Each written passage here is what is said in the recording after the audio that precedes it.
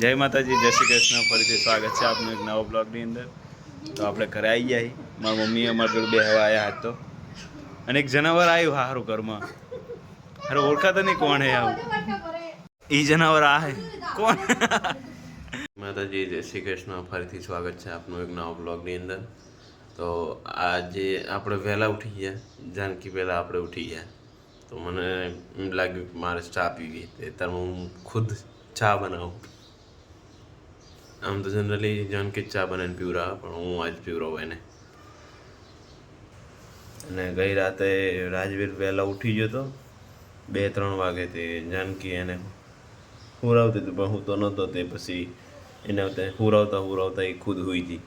તે જ ઉઠી નહીં. એના માટે ચા બનાવો અને મારા માટે ચા બનાવો. બહાર સુંદર મજાનો વરસાદ પણ ચાલુ, રીમઝીમ રીમઝીમ રીમઝીમ તો નહીં, પતરાહીને પાણી આવે એવો વરસાદ ચાલુ હોય. હા, કંઈક શાંત માહોલ હે અત્યારમાં.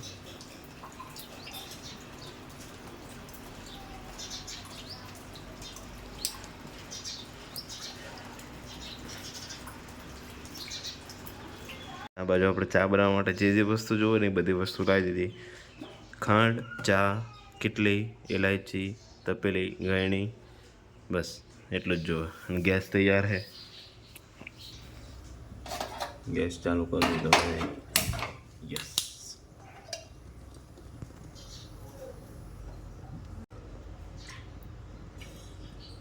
બસ બસ બસ બસ બસ આટલું રાખીએ. જાનકીને છાશ બનાવવા થશે. થોડુંક રેડી દઈએ બસ.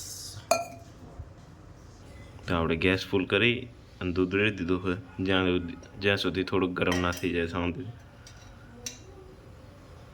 પછી જ ચા નાખશું, પછી ખાંડ નાખશું. આટલો ચા નાખ્યો જેથી કલર પકડે થોડોક. રાજુ પર ઉઠી ગયો, ત્યાં એને બેસી ગયો મારા જોડે. ચીકો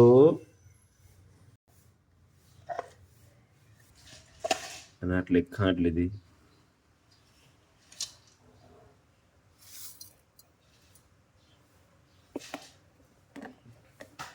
જો મોરી લાગશે નાખશો થોડીક ને કઈ જવા દેવાની. ગેસ થોડો ફૂલ કરી દેશો. અને હવે કંઈક આપણી ચા આવી લાગે. હવે ઘૂરો આવે એટલે પછી ગળી લેશું. રાજુ આવે ને મને એમાં હું ભૂલી જ જાય કે ઇલાયચી નાખવાનું રહી જઈ. મેં ગેસે બંધ કરી દીધો, ગળવા માટે તૈયાર થઈ ગઈ. નેક્સ્ટ ટાઈમ નાખશું ઇલાયચી. પહેલાં નાખી દેવી આ વખતે તો. હવે ચા કરી લઈએ.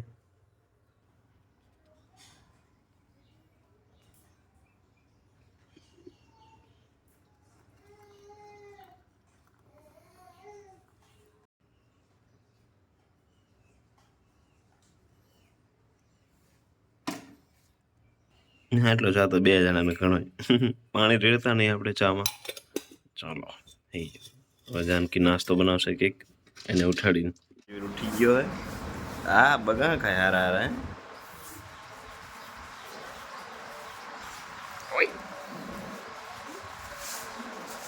ના જોઈ લે તું, મોટો જોઈ લે.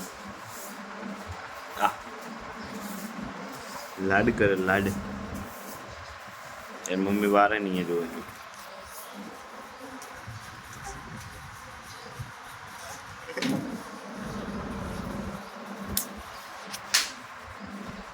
તો શીખી ગયો હે. પડી ગયો. કાલ તો રાતે હેંડતો તો 2 પગલા હાલે અને પછી કોઈ બેસી જાય પાછો. થોડોક હાલતા શીખીને થોડુંક બાકી છું. પૂરેપૂરું નહીં શીખ્યો. તો આજ રાજવીની મમ્મીની તબિયત થોડીક મોરી હતી ને એટલે આજ મેં ચા બનાવી. આમ તો ઈ જ થાય. ના ભાઈ, આ ભાઈના લીધે તબિયત મોરી થઈ જાય. વહેલા 3 વાગે 2 વાગે ઉઠશે તો હુસેની મોડાવતી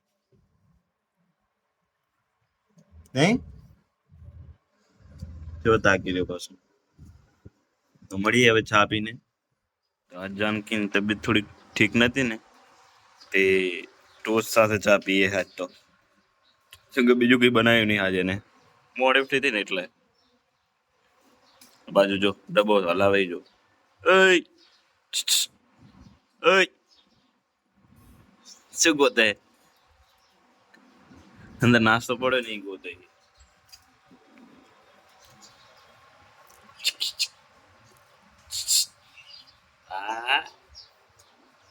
ચલો ચા પી લઈએ કે ઠરી જશે. દોર તો વરી જઈ. તો ફાઇનલી આપણે ઘરે આવી ગયા હતા. તે ઘરે આવ્યા હતા એને રાજવીની મમ્મી કે રાજવીને તાવ આવ્યો એટલા માટે રાજવીને હવે દવાખાને લઈ જઈએ. નહીં ચીકુ બોલતોય નહીં જો ચીકુ. મારો દીકરો મારા હમું દાંત કાઢ્યા કરનારે પણ 2 દાડે ને એને એવું લાગે કે તાવ આવ્યો નહીં ચીકુ.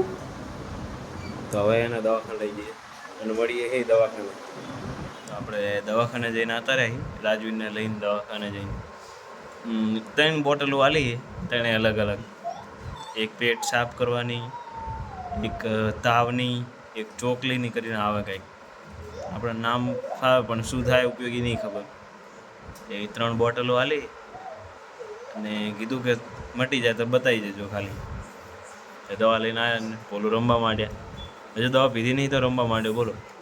તો દવા પીશે એટલે શું થશે બતાવું તમને. જો બોલું રમવાનું ચાલુ થઈ ગયું ચિરાગ આવે એટલે. આજે હંચો પકડી પકડીને રમે.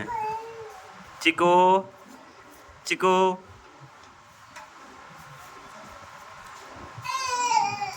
એ એ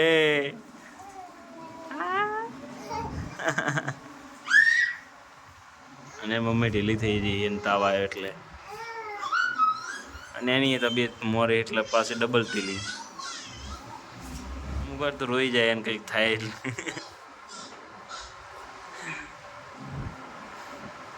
એટલે કશું નહીં તાવ આવે ને ખાલી જો રોઈ જાય પાછી ગાંડી એકદમ. એનું કારણ એક જ છે કે ઘણી બધી બાધાઓ અને ઘણા બધા સમય બાદ અમારું પહેલું બાળક છે એને કંઈક થાય એટલે અમને બેન એવું થઈ જાય કે કંઈક એમ એટલે ગભરાઈ જાય. જય માતાજી, જય શ્રી કૃષ્ણ. તો આપણે ઉઠી જાય હજુ ખાટલામાં છે બ્રશ નહીં કરી અને હજુ મસ્તી ચડી ગયો અત્યારમાં. કાલ તો બકરી બની જતો અત્યારમાં સિંહ બની ગયો. ચીકો ચીકો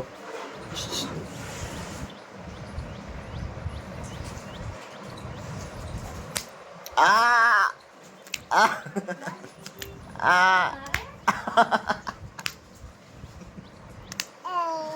જો માર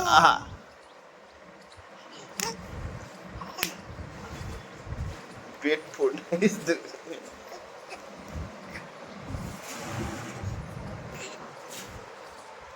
તો કચ્છી મસ્તી કરે.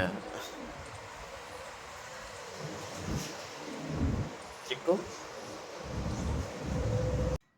તો ફાઇનલી આપણે તૈયાર થઈ ગયા દુકાન જવા માટે. અને રાજવીર બહુ રોતો જેમ કે એને દવા પીવરાય ને એને કડવી લાગે તો એ દવા પીતો જ નતો. હવે એને ખબર પડવા માંડી કે દવા વસ્તુ શું હોય તે પીતો જ નહીં. આમ પહેલાથી આમ કરે નહીં પીવી અને કડવી એટલે તો આમ ચમે કરે. તો આજ માટે આટલું જ. ફરીથી મળશું એક નવા બ્લોગ સાથે. ત્યાં સુધી જય માતાજી, જય શ્રી કૃષ્ણ.